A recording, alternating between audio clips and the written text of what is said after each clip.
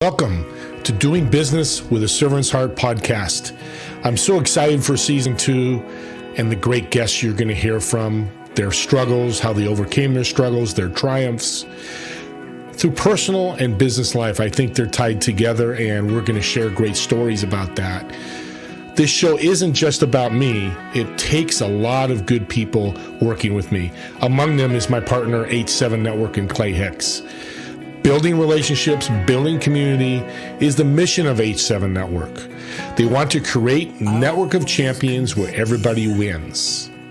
Find out more at h7network.com. And we hope to motivate you, inspire you, and educate you through our show. Enjoy the show. We'll talk to you on the other side.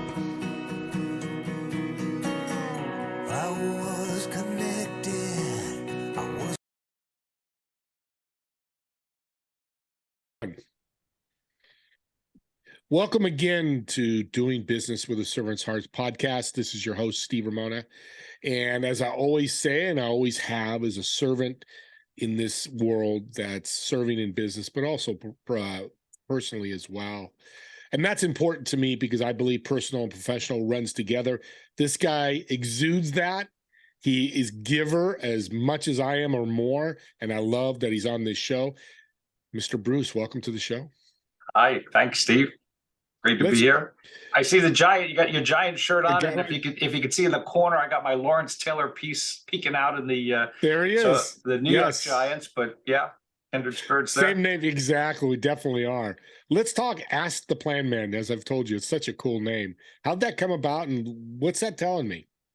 Wow. All right. So Ask the Plan Man, I kind of created a persona over the years, but I'm a financial planner, been doing financial planning before it was even in vogue. I used to get teased in our cold calling days in the 80s when we were smiling out of phone books. And we were kind of given that Merrill Lynch script of just like hammering people with the sales pitches. And at a young age, I was asking questions. And so I wasn't really trying to sell the product of the day as much as understanding somebody's needs or situations and reacting very quickly to what I heard on the phone. So if you think back in the day, no caller ID, barely getting away from rotary phones. So we were just getting touch tone phones, showing our ages, right, Steve? Yeah. And so literally with a ruler, dialing out of a phone book, you don't know who's home. You got to call during the day. You got to call during night, weekdays. So people are working, right? So who's answering their phone during the day? Well, it's usually two categories: a stay-at-home mom or a retiree. And you kind of pivoted based on who answered the phone. So if it was a woman, I would try and probe and fact find, and you home, do you have kids, college plan? Like I would ask some questions. So I was kind of doing planning conversations well before it became popular and really a big mainstream focus. And unfortunately for me, in Merrill Lynch's days, I was told constantly by management, I pay you to sell, not to think. And I was doing a lot of thinking. So yeah. But over the years, just education, a lot of self-education. I was with a couple different brokerage firms and evolved in the planning mode. What's now Ameriprise, I got involved with in the 90s. And that's really where the planning came about that solidified the focus. And so what I say over and over again is I have nothing to sell, just problems to solve. And so the Plan Man became that evolution. And then about 18 months ago, we started a podcast, which in the Servant's Heart vein of yours is we're here to give and raise levels of financial literacy. Okay. In 36 plus years, I'm astonished, no matter what age group, what race or nationality they are from in this country, the vast gap when it comes to education on the simplest things: life insurance, health insurance, car insurance. So the foundation of the show is really just to help increase people at their own pace. There's no product pitch. There's no commercials. It's just really here. Hey, listen, if you're getting closer to Medicare, we got an episode on the steps to take, what to do, and talk about some answers around Medicare so people can kind of self-educate. And of course, if they need more help, they can find people in their local markets, or they could circle back to us. I love it. That's a great segue to what you're doing today in your networking group, it's much different than cold calling, isn't it? Yeah, we, man, every time people are like, oh, I'm selling leads, we want to generate leads for you, and you this, and I'm like, yeah, I don't want to call strangers anymore. I like the inbound activity. You and I like look, you don't always do business with every single person referred to you. That's not what it's about, but it's warmer, it's friendlier, it's receptive. And so when I got back into rebuilding my insurance agency, which is now about 2.5 years, it was all about reconnecting and getting relationships going again. So yeah, it's 100% my preferred activity, if you will, and just getting that inbound activity. And hey, Steve told me to give you a call and Yeah. see if I could help, right? And that's beautiful. And it holds me more accountable to remain on top of my game because I don't want to disappoint you. So it comes with a double-edged sword. It does. And it's not building sales, building opportunities, which will lead to sales, which you do very well. And that's something I think more people need to lean into because COVID started. We're all in these virtuals are like, hey, I buy this, buy this, buy this. Hey, I can solve this, buy this, buy this. Now we're starting to scale back. It still needs a lot of work, but people need to learn to, and it's a great lesson for people because virtually is no different in person. You should be doing the same thing in person. You Yeah. shouldn't be selling people. So how long has Ask the Plan Man been around? You said 18 months? But the podcast itself, Yeah. yeah, we kind of came up with it. I in some of my networking activities, and you and I had talked that we both kind of were in some of those communities together, that M3 world. And so there was a woman in one of the chapters that I kept seeing regularly, and she was in a podcast business to help you launch and build a podcast. And I've been toying with, and if those watching, these are my little index cards. It's been sitting here for almost 3 years. These are the outlines to my book. This is about as far as I got. So at least I made an outline. I'm not a writer. I'm a storyteller. And so an outline will kind of give me a prompt to the story. But writing a book, I just don't have that patience and wherewithal to sit for hours and hours. I'd rather dictate to somebody and let them capture it and type it up, right? So I'm working on that with some ghostwriters to help me. But I kind of found that the easier path was to do a talk show, right? Is to create a podcast where I could just talk about these different anecdotes and stories and self-help type stuff. So it kind of pivoted. So we're recording in June of 23, and I want to say my first episodes came out like February of 22. So we're not quite 18 months in. We just dropped episode 43, and I have about 7 or 8, banked and ready to go. So we recorded about 50, and I just love it. I just, hopefully your listener today will like, this guy's cheeky. He's going to talk, and he's got stuff to say, and he's got a little bit of humor, but I'm real. It's not, there's no pretense. So if you get to know me, I'm me. And so what you see on the show comes out. And I think in that regard, as you and I've discussed in the past, is know, like, and trust. So the format is to help people to get to know you, like you, and then it's up to them, whether or not they want to pursue it and eventually trust you. So you just put it out there, and I do a lot on social media around it. So it just became a natural progression. It's good. The trust is that's all the know and like leads into the trust. And of course, we always want to leave it in people's hands. Regards to insurance, we've talked about there's millions of insurance agents out there, but I know you do things different. Can you tell the audience how you do it different?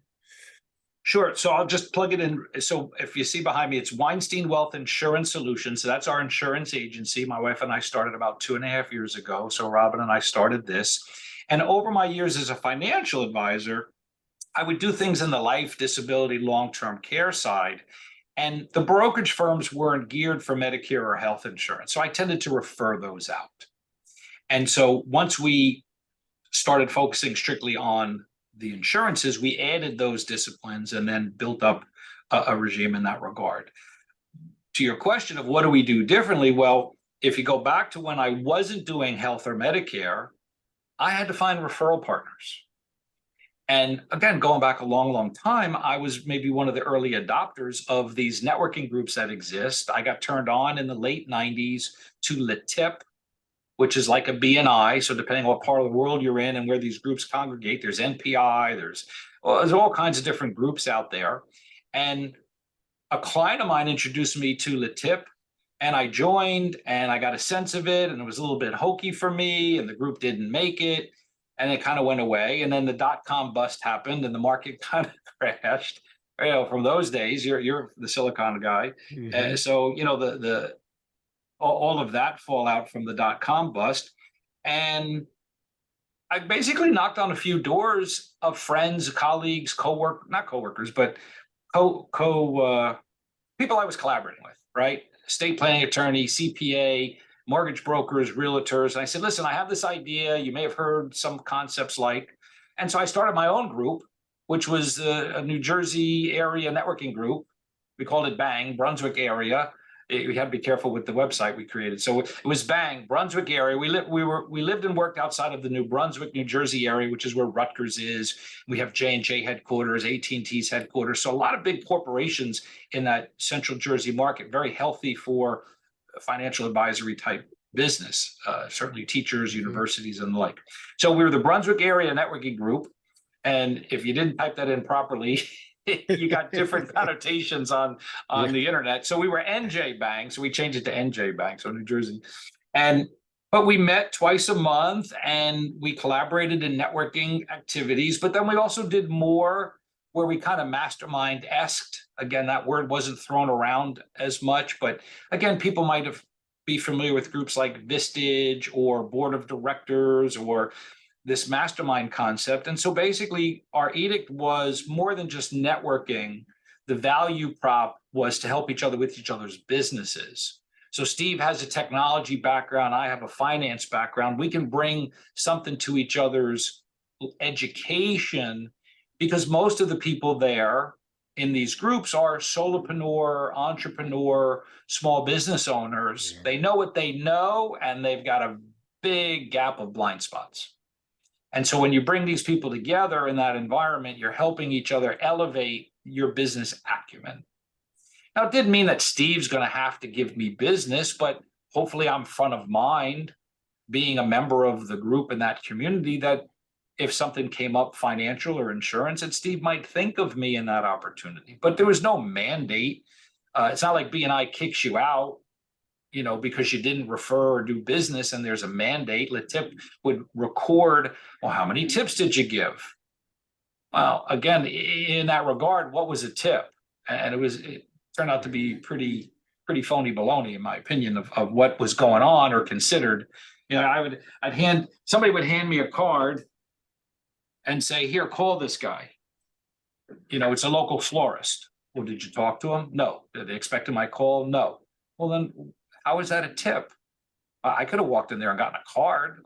No, a tip is, hey, Steve's got a product that you need to take a look at. I think you should talk to him about it. Is it okay if I set up a call with you?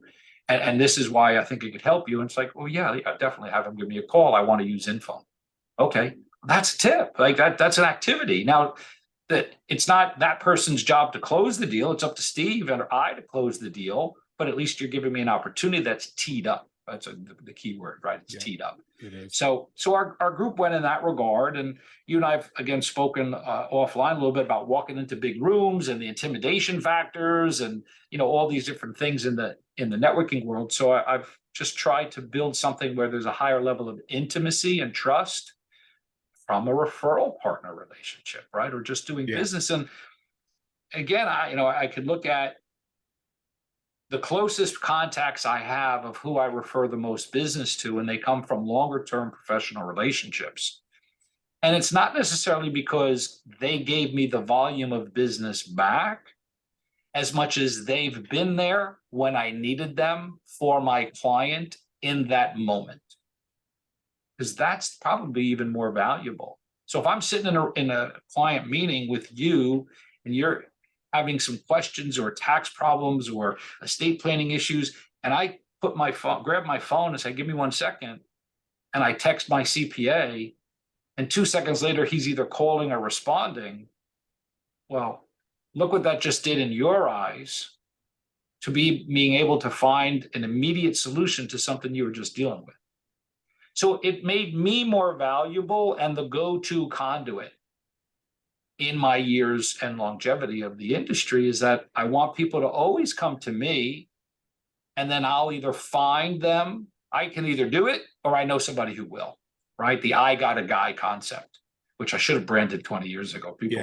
People kicked me in the butt like, that was your idea. Well, I don't know if it was my idea, but I was definitely an early adopter.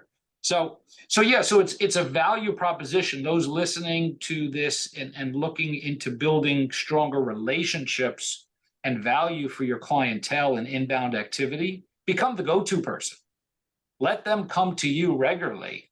And one of I speak at events in the sales and insurance world is never say no to an opportunity. Mm-hmm. And by that, I mean, once I tell Steve, no, I don't do that, Steve's not going to come back again because he found the solution and he's going to go back to whoever gave him that answer next time. Yeah. But if I'm the solution and I'm pointing in the direction he needs, he's going to come back to me next time as a conduit. And eventually some of it falls your way. But then guess what?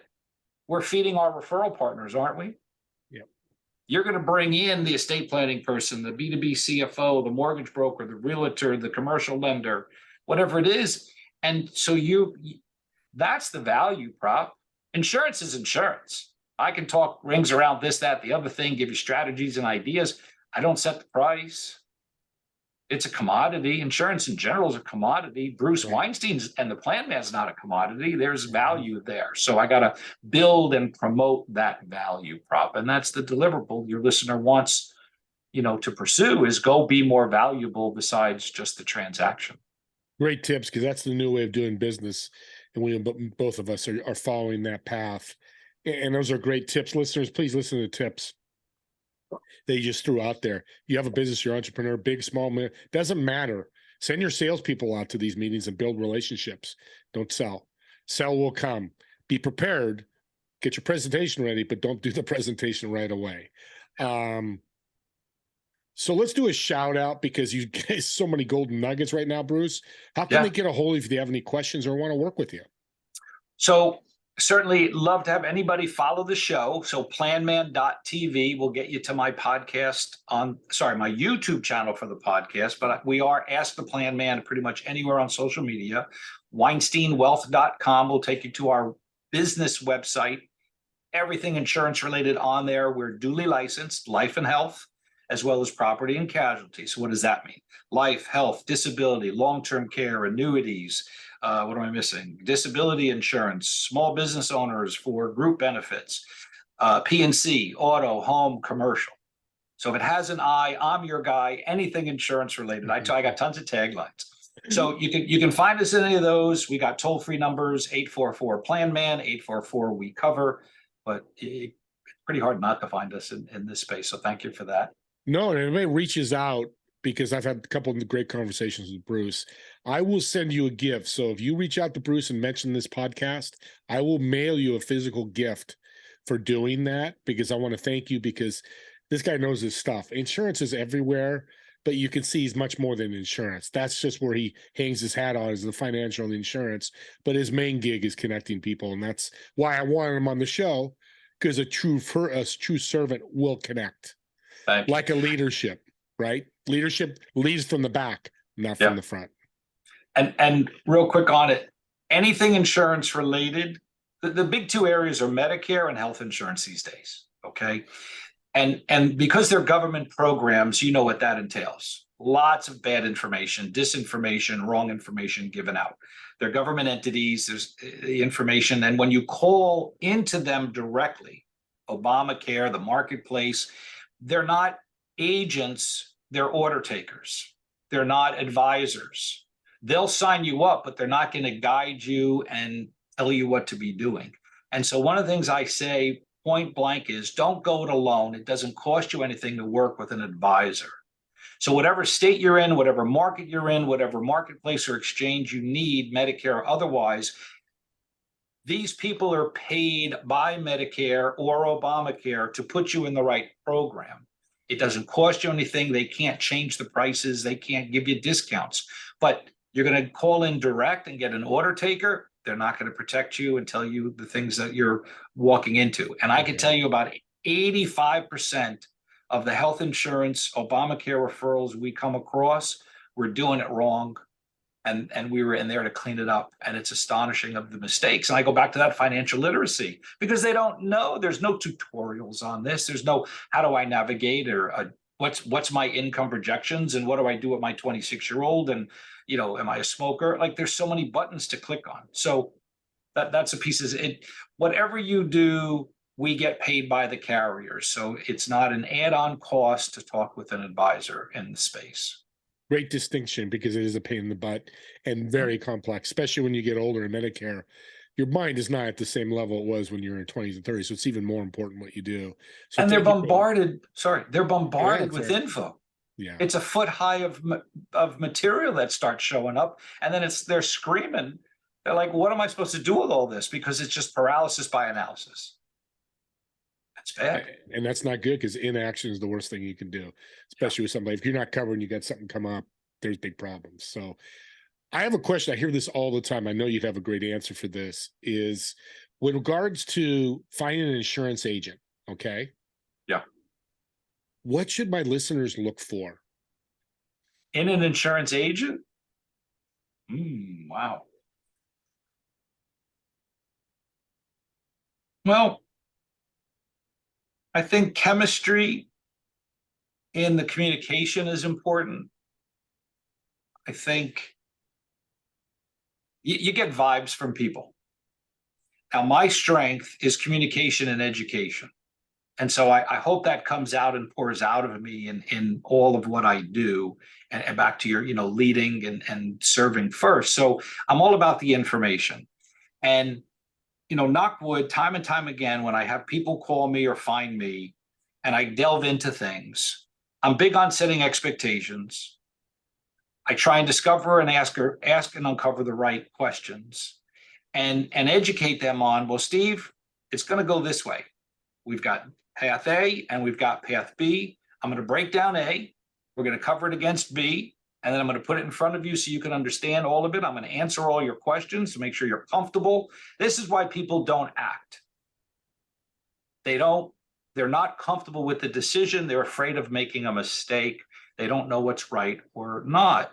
And so my mission is to uncover that, to give you enough information to make a comfortable decision. And so when you walk through that process, I mean, that's probably one of my biggest skills, is getting them to a point of saying, do you think you now understand it enough to decide what you want to do? That's not a sale. I'm not selling anything, because it'll just, well, yeah, that makes perfect sense. You understand why because you and I have been doing this long enough where somebody says, look, I trust you, just tell me what to do. Well, that's fine. But you know what I don't want to ever hear? You never told me. So I'm going to tell you. Whether you want to hear it or not, I'm going to tell you to make sure I at least addressed it.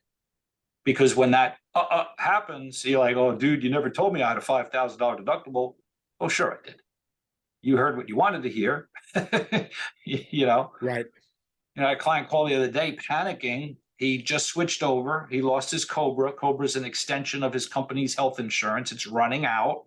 And now we have to go find him new coverage. And I put him on a plan, and he's got some medications, and we listed the medications, and I research it, do some homework, find out doctors, make sure they're in the network that he wants to be in, or what networks they participate in, and then his medications. Well, his one medication is not available as a generic, but it clearly showed it's a $40 copay.